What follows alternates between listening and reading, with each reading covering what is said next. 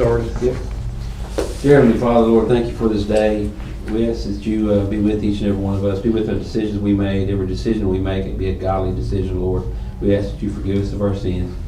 Be with our families, be with our law enforcement officers, Lord, be with our soldiers that are serving our country. Lord, we ask this in Jesus' name. Amen. Amen. Pledge allegiance to the flag of the United States of America and to the republic for which it stands, one nation, under God, indivisible, with liberty and justice for all.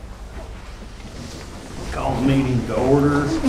First thing on the agenda, and every time we vote, I'll vote too. I've got to, okay? So, first thing is approve the minutes from the previous meeting. I'll make a motion. Motion by Neil, second by Brenda, all in favor? Aye. Next thing we've got to approve payment of bills. Make a motion. Motion by Brian, I'll second. second by Brenda, all in favor? Aye. Next, we have approved treasurer's budget transfers as presented. I'll make a motion. Motion by Neil, second by Brian, all in favor? Aye. Aye. Next, we have approved treasurer's monthly settlement. Motion. Motion by Brenda, Second. second by Brian, all in favor? Aye. Aye. Next, we have to approve to increase Grayson County Fiscal Court's credit card limit with the Sicilian Bank to $40,000, which, Angel, what's the going on with that? Right now, we just have 10,000, and whenever we have any purchases, we run out, and then we have to wait until the credit card gets paid off, so we just need some more spending limits. And you all get a lot of stuff through the office on the credit card, Well, correct? the road department makes, large purchases. That's Okay. use it more than anybody's, the road department, for equipment and supplies. And you all see that on the bills, so, just so you know what's going on. I'll make a Motion to motion. approve, motion by Brian, Second. second by Neil, all in favor? Aye. Aye. Next, need to approve jailer's payment of bills. Motion. Motion by Brenda. Second. Second by Brian, all in favor? Aye. Aye. Next, we have approved jailer's budget transfers. Make a motion. Motion by Brian. Second. Second by Neil, all in favor? Aye. Aye. Next, we have a county court clerk's audit for the year end December 31st, 2022, which y'all have had that sent to you. And I think everything was fine, so I'll make a motion. motion by Brian. Second. Second by Brenda, all in favor? Aye. Aye. Next, we have approved county clerk's claim for 2023 tax bill preparation. Make a motion. Motion by Neil, Second. second by Brian, all in favor? Aye. Aye. Next, we need to approve the sheriff's monthly settlement. Motion. Motion by Brenda, Second. second by Brian, all in favor? Aye. Aye. And next, we have to approve the sheriff's request to declare a 2016 Dodge Ram 1500 with, as surplus property. I have the VIN here, number 2, Tanya, so that way you can, It's on here, yeah. have you got it? Uh-huh. Okay. Need to declare that surplus property. Norman, you got anything on that, or just? No, want to it's a declare? nice truck. It's runs good. Just got new tires on. It's 2016. Got the Ram boxes, the Hemi engine, 4x4. Selling it on Gov Deals, or? Yes, we ended up selling on Gov Deals, so it should be on there in a week or so. And it served its purpose for the sheriff's office? Yes, sir. All right, need a motion. I'll motion. Motion by Neil, Second. second by Brian, all in favor? Aye. All right, next we've got move to approve incentive payments. Motion. Motion by Brian, second by Brenda, all in favor? Aye. Aye.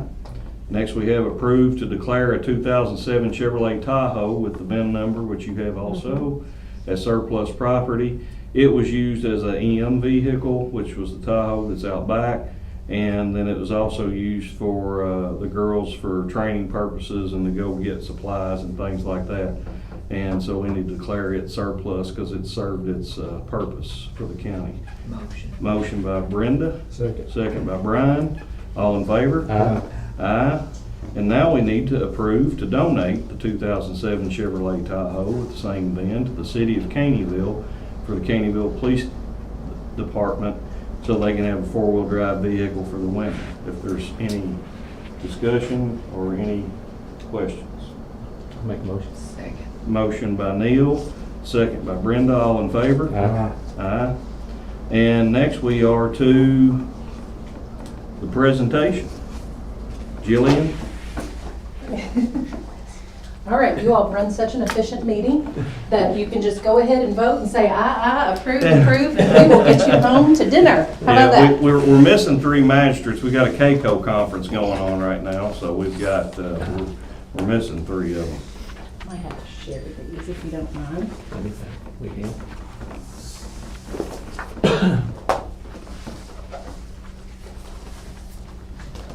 Mhm.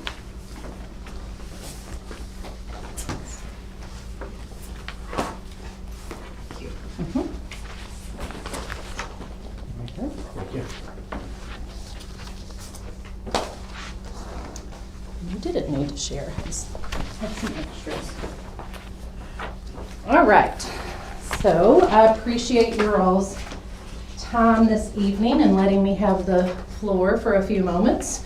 My name is Dr. Jillian Carden. I am the Executive Director of Silverleaf Sexual Trauma Recovery Services. And I am joined this evening with one of our board members, Kathy Schultz. I know that she's an important part of your all's community as well.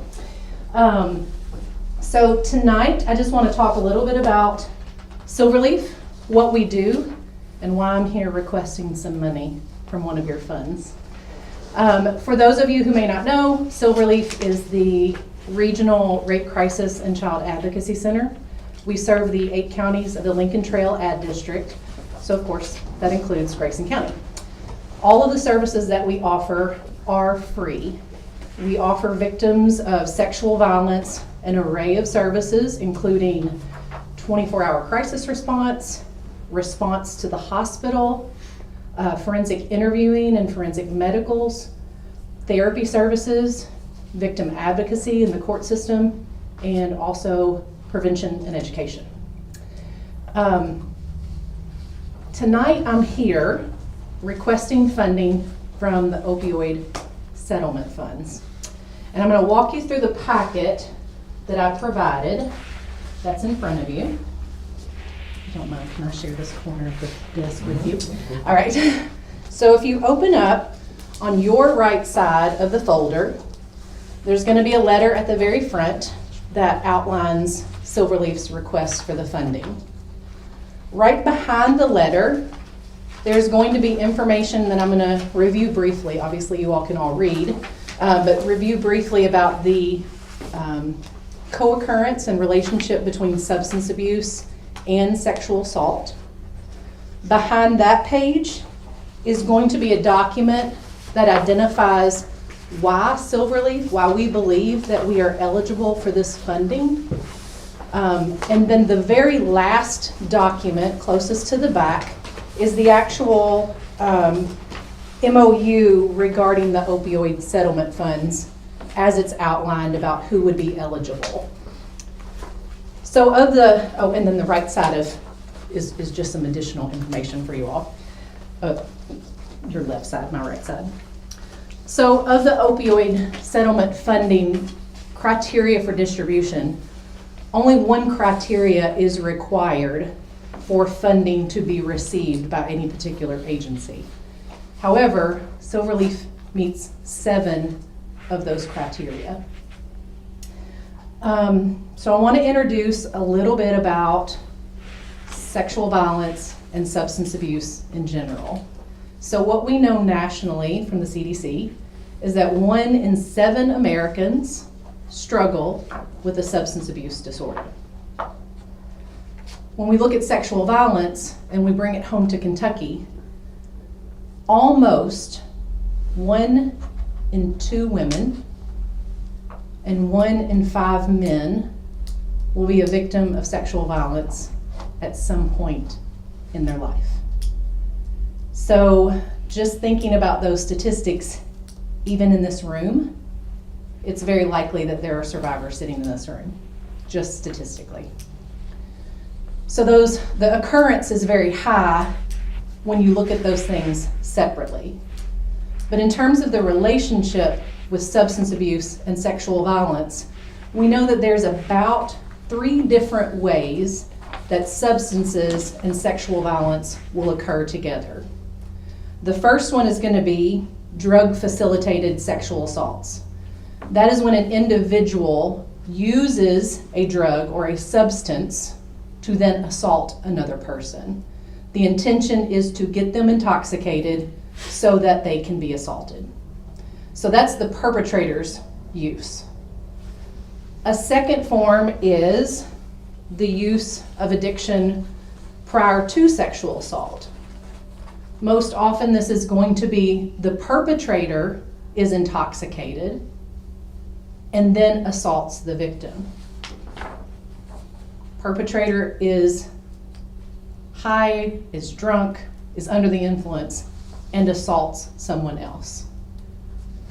The third, which is the most common that Silverleaf interacts with, is that post-sexual assault, the individual, the victim, is using substances to cope with that trauma. Drugs and alcohol are really efficient, although not healthy, way to deal with trauma. If you're wanting to numb out, not think about, forget about a trauma that's happened, a really good way in the moment is to use substances. We also see this with our veteran population as well. I'm going to numb out, I'm not going to think about this, I don't want to deal with it. Now we know that substance abuse is not a healthy way of coping, but it is a way to cope. So that's where the tie comes in with Silverleaf. Substance abuse treatment is necessary. And I'm not standing here tonight to try to pull the wool over your eyes or present Silverleaf as anything different. Silverleaf is not a substance abuse treatment service. Our treatment is for the victims of sexual violence. That's what we are, that's who we are, that's who we plan to be. So we have no intention of doing direct intervention with sexual violence. So you may be standing there saying, then why in the world, Jillian, would you be asking for substance abuse funds? So my belief, and it's not just a Jillian, it's supported by research, is that substance abuse treatment can help treat the immediate symptoms. You cannot do good therapy or good work when somebody's intoxicated.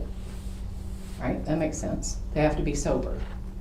You cannot do good work and interventions when somebody is actively detoxing. It's not going to happen. Their body is focused on surviving the detox.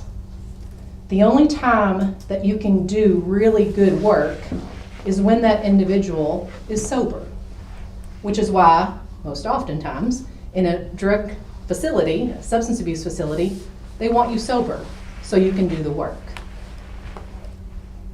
Our approach is that you can treat the substance abuse, but that's the surface. If you don't treat what's underneath the substance use, why did it happen in the first place, then the likelihood that this is going to come back is higher. Substance abuse and addiction is already high in terms of folks relapsing. But for us in our field, if you can't get at the core of the trauma, what really happened to cause this snowball effect, you're not really healing the core of what's going on. That's where Silverleaf comes in. So in talking about specifically, in one of the sheets in there, again, I'm not going to quote research to you, but it talks about the frequency in which not only drugs and alcohol, but specifically opioids and opioids and sexual violence, how often they occur. And so that's where we're at. That's where we come in. Now, I presented some information to the LaRue County Fiscal Court, specifically for these funds. And I'll tell you that their response was, where's your data? Where's your data to support that? And I said, I have some marching orders. So I left that meeting, started to do some research with our therapist, and since that time, we have implemented a modified ASSIST. An ASSIST is, it's an acronym for a substance abuse screener. I say it's modified because on the assist, it did not include alcohol. So when we did the modification, we added alcohol as one of the drugs of choice. Now we've just started this, so our numbers are not extensive, but what I can tell you to date, I ran these numbers today, is that 33% of our population, and one more thing, this is only given to adults, okay? So this is given only to adults and only to the adults seen at Silverleaf, okay? That's the population we're looking at. 33% needed some kind of brief substance abuse intervention, whether that was psychoeducation or some brief therapy about their substance use. 35% needed more intensive substance abuse treatment. For Silverleaf, what that means is we're referring out. Because again, we're not doing direct substance abuse treatment. That's not our focus and mission. We're doing trauma work. But because Silverleaf provides everything for free, we're not billing insurance, we can work in tandem with other therapists in the community. They can bill insurance, it's not double dipping. Our services are free, they can go get substance abuse services at a different facility, which allows us to focus primarily on the trauma. So over 60% of our population at Silverleaf is struggling with substance abuse on some level. Now, what is Silverleaf doing? So highlighting some of the things, and again, there's the paper in there that outlines why Silverleaf meets those 7 criteria. It breaks it down more specifically on what we're doing. But just as a highlight, we're in the school system. We have, don't quote me on this one, I know this is like videoed, so this one may not be super accurate. I believe we have 96 schools in our 8-county area that we serve. And we are in about 45 of those schools. That is primary, middle, high school. So we are engaged about half of the schools in our area. With the little bitties, we're teaching them body safety. Good touch, bad touch. If somebody's hurting you, who do you tell? The older they get, we get into healthy relationships. What is it to be a good friend for elementary school? We get into internet safety. My goodness, we know how much the kids are on some kind of internet device. Our school systems have Chromebooks. They're on the internet. They access the internet. Plus they have gaming systems. They're on the internet a lot, and we want to teach them how to do that in a smart way. We get into high school age, we're talking again about healthy relationships, but we start talking about dating violence, which is a common occurrence in high school. How do you know that you're in an unhealthy relationship in high school? How do you know when that's not a safe relationship? Then we get into things called bystander responsibility. If I see something that is happening in my school, whether it's dating violence or bullying or sexual harassment, I now have the responsibility to tell someone. I have to do something about that. So for our perspectives, some of this programming, we're teaching them how to be good students and not turn a blind eye on things like violence. Besides our school system, we do a lot of community work. Just here in Grayson County, collaborated with the health department. We did some human trafficking. I've been over to Cross Point to do human trafficking, and we have a program called Darkness to Light that we do. I've been to the Rotary Club here. So we're out in the community providing prevention and education to other professionals. And then the jail system, and I'm so glad that Jailer Woosley is here because this was his idea. I believe it was during COVID because we were on a virtual meeting, and he said, Jillian, is there any way you could provide some information to maybe the women that I know have experienced sexual violence, but they're discharging out in the community? And I love the fact that it came from a jailer. And I said, I think we can do one better. So we were able to go back to the office, and now we have a cinch bag, and in that is not only information about Silverleaf, but we've included information about human trafficking, because again, we know that in terms of sexual violence, substance abuse, trafficking comes in there as well. We give them resources to all of the rape crisis centers across the state of Kentucky, because just because they discharge from the Grayson County Jail doesn't mean they stay in this community. And then we're giving them some other resources, like even a calendar. They're gonna have probation and parole, keeping up with appointments. My point is, from his idea of can you just give some information, we were able to create something that we hope is helpful.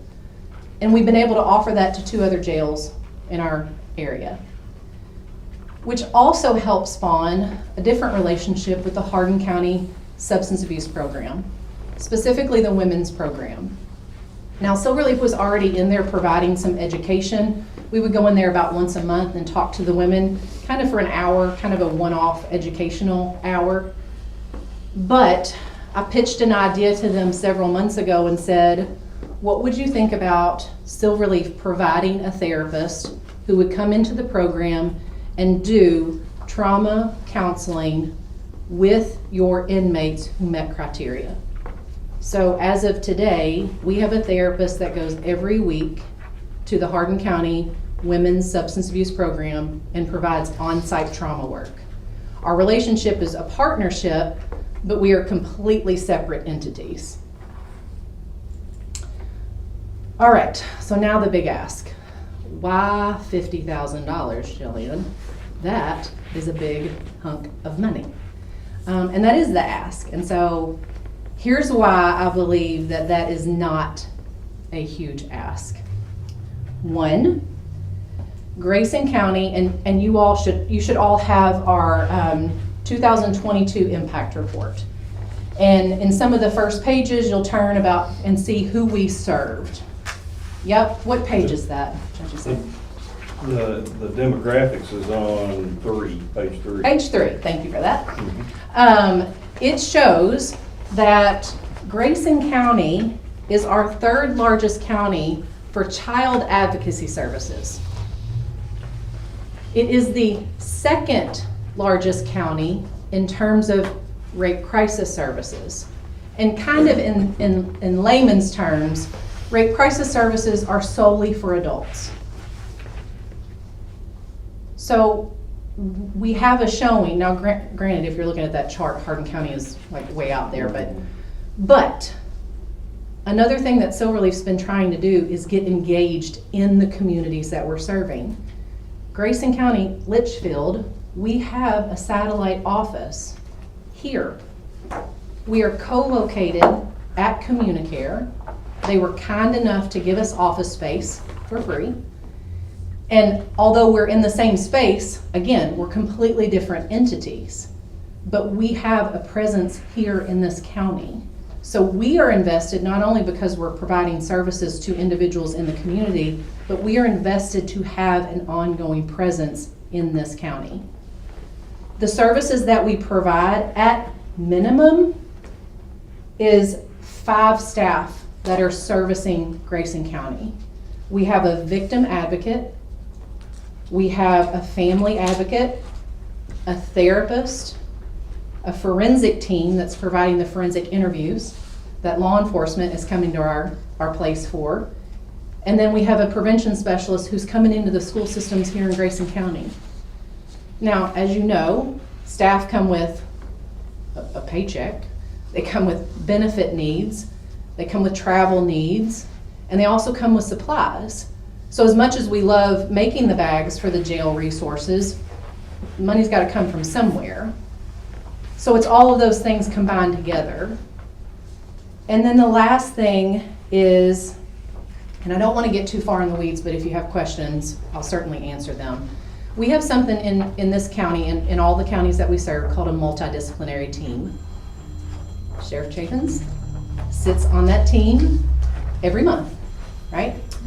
Ian Renfro from Litchfield PD sits on that every single month, talking about cases in Grayson County for children who have been impacted by physical abuse and sexual abuse. Something that has happened in the last year on a state level was that the child advocacy centers across the state made an agreement with the Cabinet for Health and Family Services that we would be able to access information that we've never accessed before in order to make sure that children who have experienced physical abuse and sexual abuse don't fall through the cracks. That's the part where I'll be glad to answer questions, but also don't want to get too far in the weeds. My point in bringing this up is when I went to the team, I said, okay, we got to roll this program out over the course of a year. I want you to give me the multidisciplinary team that is functioning the best, that seems the most invested in helping our kids and get along. Like they can sit at the table and get along. And without hesitation, Terry Jackson said, Grayson County. Grayson County is our #1 county in terms of being able to sit at the table and be invested in the process. So I very much appreciate that. And I also want to highlight the fact, again, Silverleaf is invested in this county. And we believe that we're doing good work. And I've told you things that we're presently doing, but I'm not opposed to doing other things. If Jailer Woosley has another great idea, great, I want to hear it. And the reality is, as a nonprofit, we're willing to do the things, but we also have to have funding to be able to have the bandwidth, the staff, or the supplies to do that. So we're here and we will continue doing a good job regardless of what your decision is. But I do hope that you would consider allowing funding to come to Silverleaf from that opioid settlement funds. I'll quit talking. Does anybody have any questions for me? Any questions by anybody in the magistrates? Where did, when we used to take Silverleaf. child sex abuse victims, that's where we went in Elizabeth? Well, I think It wasn't Silverleaf then though, right? Advocacy and Support Center. Yeah, that's what Yeah. it was. We had a rebrand about, Yeah. So it's the same thing? Yeah, It's the same same place. location, it's just I mean, depends on how far you go back, really. I mean, I'll go back. Yeah, I think we are I used to 22 go to years an old old. house or something, Yeah. it was an old house. yep, still in that same spot. 22 years Really? old. We were originally under the umbrella of Communicare way back when. Yep. And then 22 years, it split off to become its own entity and moved into that house. And since then, we've built a new building. Have you been out to the new building? New forensic annex? But we built it on specifically for forensic interviewing services. So the local police department and the sheriff's office and the KSP bring the children up there for their forensic interviews? Yep. Okay. We do we just recently, I think, just in the last couple of days, I had a child case and an adult case, adult female as well. So, and we set the children up for a forensic interview when we do that. So, because they're specially trained, and then they video everything. It takes a lot off of. It takes a lot of pressure off of deputies. When you get a new deputy that's never worked a sex abuse case, and he sits on those forensic interviews with an experienced interviewer who's trained to be able to recognize when a child is sex abused and know the questions to ask, and probably most importantly, know the questions not to ask when they're in that interview. It just takes a lot of pressure, especially when you got a young deputy that's not used to working those cases. It helps out a lot. So. Yeah, the only drawback I see to it is you've got a picture of Jeff Gregory on page 14. So. I'm sorry, do you want me, does anybody have a No, Sharpie? no, I'll mark that out. We're all buddies. Yeah, so. They do, we utilize their hotline as well to meet our PREA standards that we're required to do Yeah. to be able to house federal inmates. We've been doing that for a long time, early 2000s. And I really do want to reiterate, and I hope that at least the two of you sitting here at the table would be able to say that too. I mean, we value that relationship. I mean, I feel very comfortable. There's been situations you might have been like, oh gosh, she's calling again. No. But I feel like we have a good enough relationship that I can pick up the phone and say, hey, here's the thing that's going on. And I believe it's the same way. That is real partnership. That's not partnership on a piece of paper that says, oh, we have an MOU and this is what we're going to do together. This is the real stuff. This is the fact that once a month you're showing up at a meeting every single time to talk through cases. I have missed the last couple, so. Oh, well, you didn't have to disclose that, but anyway. I would be interested in what Jeremy's response would be, and we've set a board. Basically, Jeremy is on the board, Brenda, Darren, and Ben, is it Yes. Ben? So Ben and Darren, of course, we've got a KCO conference going right now, so we've done that so there could be discussion and they could make decisions and bring it back to the fiscal court for us to make a decision on permanently. And Jeremy is got, I don't know if this is something that could be done very quick, because Jeremy Jeremy, I hope you don't care if I disclose this, but Jeremy's going to be on the transition team for the new Attorney General. And so he's going to be quite busy, I would say, for the next couple months. Am I correct?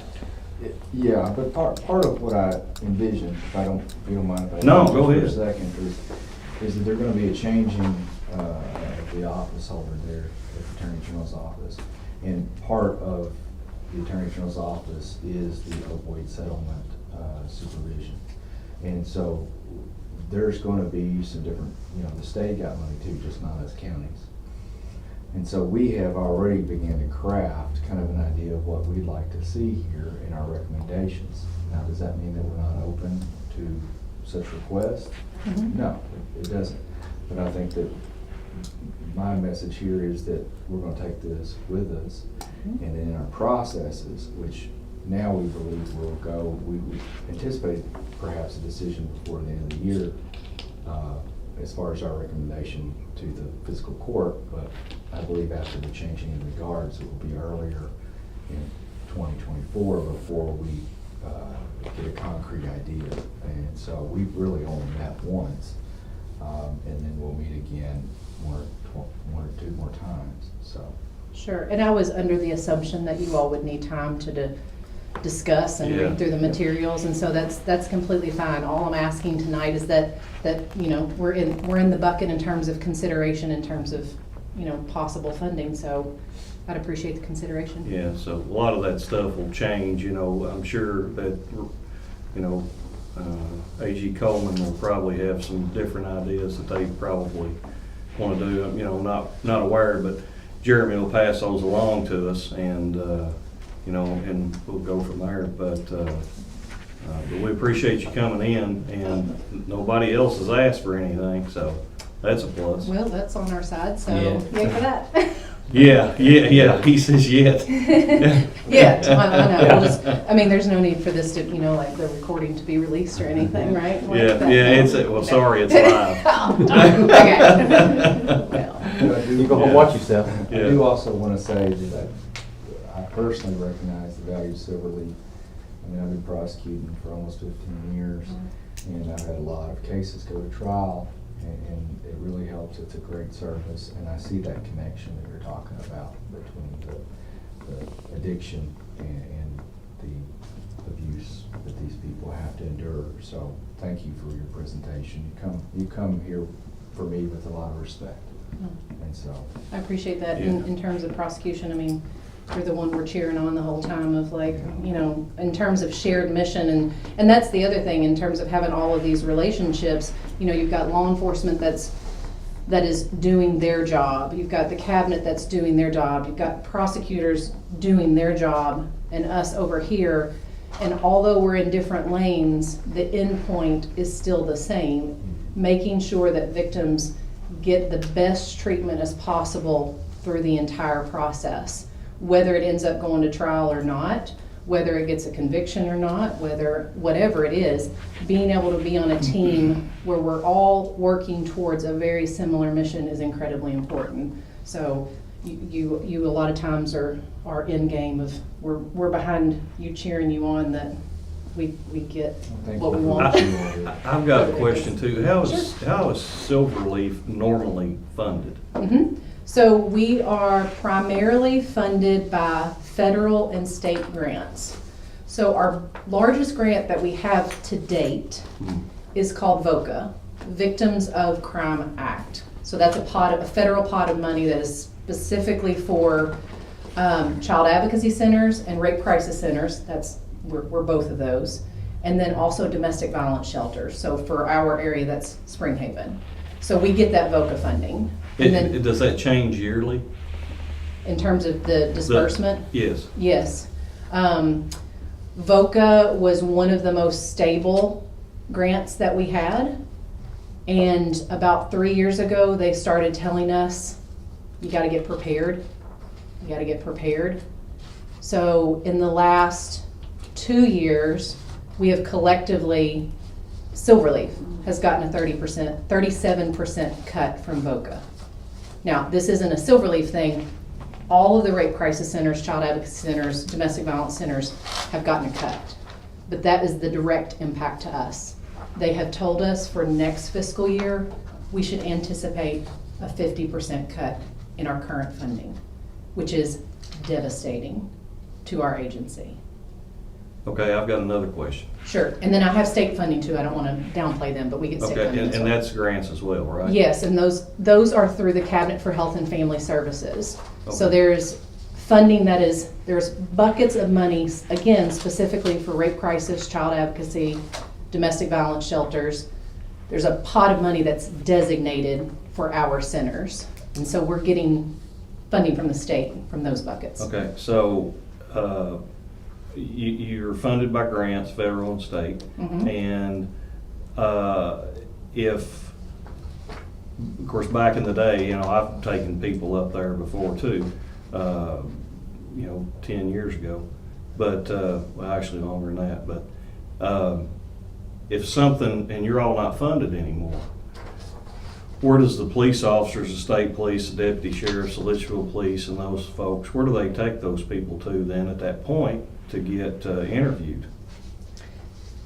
So, What happens then? one, we are in state regulations.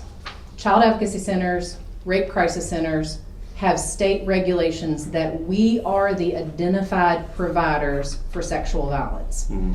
If our funding were to be depleted, the state is still required to provide the service.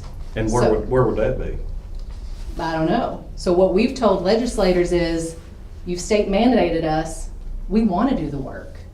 But guess what? If you keep cutting us, somebody has to do the work. We want to do the work. So to answer your specific question, if they're not coming to Silverleaf, they're doing their own investigations. And as much as I love and respect law enforcement, when you have a 7-year-old who's been sexually assaulted, walking in the room, standing side by side between the two of us. Now, granted, I'm a big lady. I probably wouldn't wear heels if I'm interviewing a kid, but he's got a badge. Mhm. He's got a gun. He's got a presence. He's got authority that I don't. Plus, our center is very kid-friendly, kid and teen-friendly. You come in, we want it to look very open, and we have kid things. To walk into a police station, I mean, I know if you leave the parking lot and you're right behind me, I already feel like I'm in trouble. So imagine being a kid having to walk into potentially a police station to get an interview. It just sets up a different dynamic. Right. But that's the short end of the answer, is law enforcement would have to do all of the So there's investigations. nobody, Communicare has nothing in place? Nope. No, because they're not the You're just state there. designated facility. We Okay. are. Yeah, okay. Yeah, and in fact, it also protects us that, some center, our neighbor doesn't pop up and say, well, we want to be a child advocacy center, or we want to be a rape crisis center. They can't, because the state designates you can only have one CAC. Right Crisis Center. Are you all statewide or just in this region? Silverleaf? Yeah, Silverleaf is the 8 counties. okay. But now we have centers like us. In the All different, across the in the state. different ad districts. Yep. Is there anyone that is lobbying to the state for state funding? Oh, yes. Yes, so, Because, you know, like Jeremy said, this is not just coming to counties, this is coming to the state as well. right. So, and, so that's, you know, a question I would have too. The question that you're getting to. So Yeah. right now, I mean, it's a budget year. Right. And so not only are local centers. No, there's are- everybody, you know, everybody's we're- gonna be lobbying in Yep, January. everybody's asking for money, but we've been, so with for example, the Child Advocacy Center, we have a state coalition. Okay. They're not our bosses, they don't tell us what to do, but they're the hub to unify all of the child advocacy centers. We have one that's a rape crisis center too. And so through them, they actually employ a lobbyist, helping with funding. To not just fund you all, but Right, that's all the centers across the Okay. state. Okay, Yeah. So yes, we are in their ear as Okay. much as we can get to them. Every agency's required, police agency, depending on how many deputies you have, required to have a forensic interviewer, sexual assault investigator, police officer with every office or every department. So we have two. So I know she wasn't trying to say anything, but if we get an investigation, we're going to always use Silverleaf, but with the couple that we have, and I'm one of them, I'm not going to bring a child sexual assault victim into the sheriff's office to do an interview. Right. And I'm not going to be in uniform or police uniform when I do an interview. Okay. We're going to take them down to social services or Sorry, I didn't to give to you a enough kid-friendly credit. room and talk to them. No, you're fine. You're fine. Sorry. No, you're I was fine. trying to paint, the picture. Yeah, But you you are did still well. You did intimidating well. if you Yeah. leave me in the I've never been called intimidating. He's not tall enough. Yeah. That was live too? Yeah. As long as it's live. all right, any questions, any comments, anything from anybody? Jeremy, you got anything else or anything? But not for this Oh, situation, thank you. yeah, we will, of course, it'll take a little bit, we'll see where it leads us, and, but like I said, you're first in the chute, so. All right, great. If collectively as a group, you have any questions, by all means, reach out. I'll be glad to come back. Jeremy, if you have specific questions, pick up the phone, shoot me an email, and we can set some time up to talk through if there's additional questions after you get information. I appreciate the consideration and the time. I know I wasn't nearly as efficient as your previous agenda items, but I appreciate the conversation. Yeah, thank you. All right, next we have other new business. Anything, Norman? Jason? Yeah, I've got a vehicle that I need to surplus as well. You guys have copies of the title. It's a 09 Chevrolet Silverado crew cab utility truck. I need to make it surplus. All right, it gave you the information there, it served its purpose over at the jail, need to declare it surplus. Entertain a motion. Make a motion. Motion by Brian, Second. second by Neil, all in favor? Aye. And I'd like to take that same vehicle and donate it to the city of Clarkson. All right. Need a motion to donate the same vehicle surplus to the city of Clarkson. I made the chief second. Neil made the motion and Brenda second, all in favor? Aye. Aye. That's it. Thank you. All right, Brenda, No, I'm clear. Miss Angel, No. Jeremy? Yes, tomorrow morning, we're gonna have our third annual appreciation breakfast at the Hudson Firehouse on Brandenburg Road on the way to the fairgrounds for all first responders, officers, firefighters, EMS, etc. And then this year, we've added all veterans, active duty or retired, come by and have a free breakfast. This was started by Steve Whitworth with Bear Creek Barbecue and supported by Dana Stewart. And this is the third year we've done it, and we get there very early and cook a lot of breakfast. You cook, don't you? Yeah, I cook on the griddle, and then we serve, we help serve and everything, and it's a great morning for a lot of hardworking people, and so just wanted to let everybody know that. All right. Old business. Norman? Just a reminder, but we do have a drive-through at the sheriff's office, so if you want to come by and pay your taxes, you may utilize the drive-through. How's it working? It's working We're great. good. I used it this afternoon. Yeah, it's awesome. I'm afraid to go up. I didn't like it, but I went through there. We would like to remind our citizens, I know Kathy and I talked about it earlier, 65 years and older, you do qualify for a homestead exemption. And you can also, if you find that, you're 67, you can actually go back 2 years from the date that you paid 2 years ago, right? And a disability, So 65 or disabled, you get, they've raised the threshold to $46,350, so that's a significant chunk off of your property tax bill if you're 65 or older. So Judge, you may qualify for that, you might want to check. I know I do. No, I don't, I'm not that old. I just, I'm sorry, I'm just going by looks, I'm sorry. yeah. I appreciate Yeah, I that. appreciate that, Norm, letting me know that. Yeah. I'm the one Yeah, qualified. you for are it. 65, ain't you? Oh, yeah, a lot more than that. You look better than normal. Anyway, No, I don't have any. old. You think old? Nothing. I will say this, help me out here. At CAECO conference today, and Sam, Matt, there needs to be a story on this, because this is gonna be a hot button.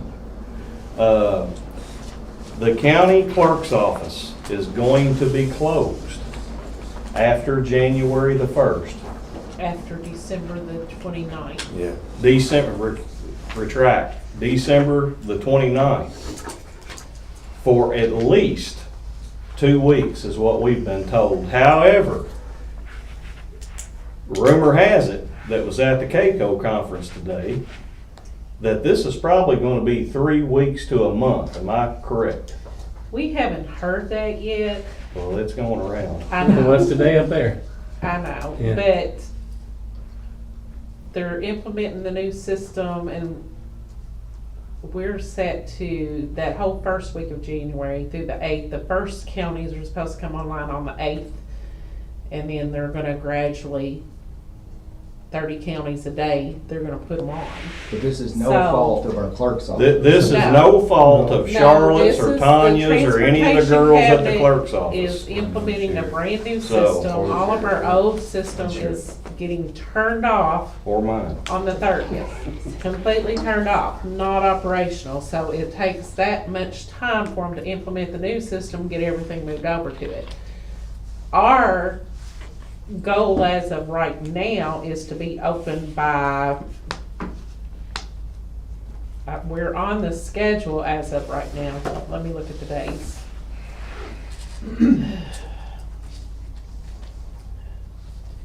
We're on the schedule, our county is on the schedule to be open by January 10th. And I'm just saying open for vehicle and business. Now, we haven't made a decision exactly what's gonna happen as far as other things go. Well, from the way they're talking, they don't know either, and this is coming from the state. And they're So- supposed to do a press release Monday. The Okay. Transportation Cabinet is supposed to do a press release on Monday to kind of put it out there to everybody. Well, we wanted to, that came up, so I wanted to, if you all could do a story on it, just to, and get We with. talked about it on our show this morning too. And Okay, it's get, very possible it could be longer than this because this system. well, is- we don't want everyone to come and say, well, why ain't the clerk's office open, and they need their tags, you know what I'm saying, so, of We Well, they're course. switched still gonna do over that. partially to this system about 8 or 10 years ago. And it shut our whole system down for over 10 days then.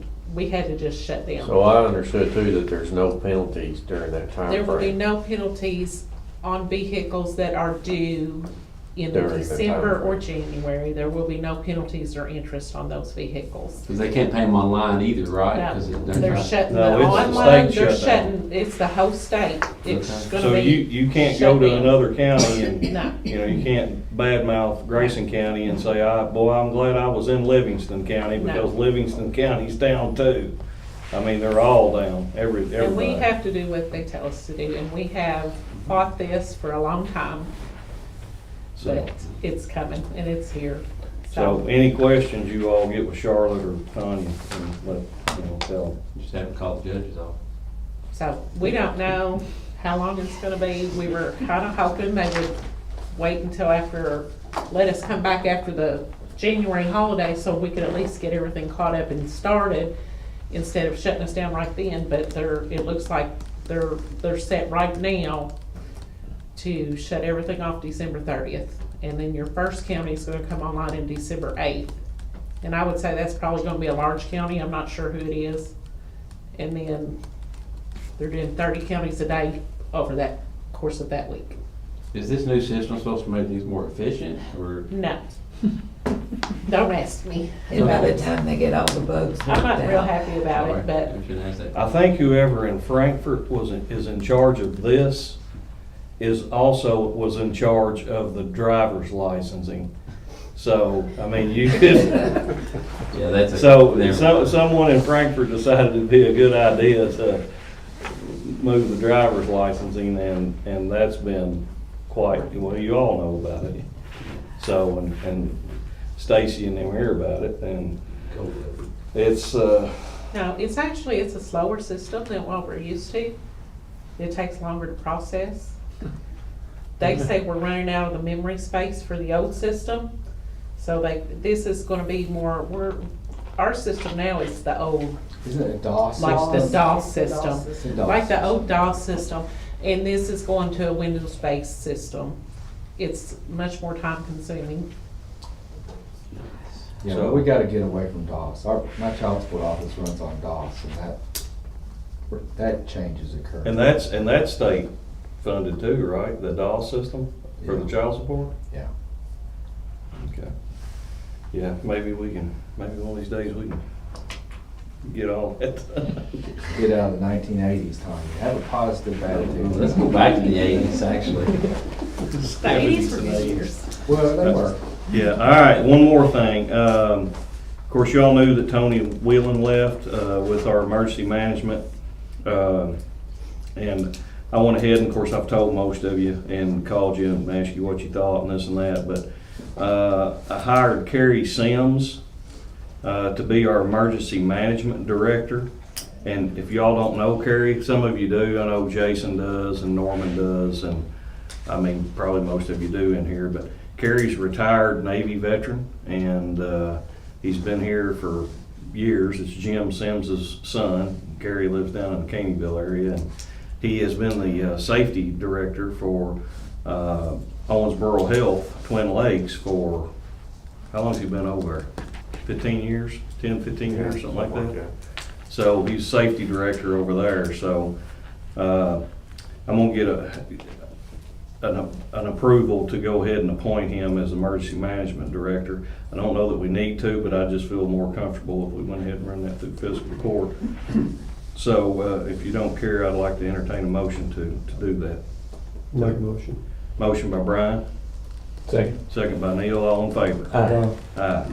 Next, we also put, of course, Dee Dee Whiteley was actually doing the deputy part for the emergency management to be an assistant director.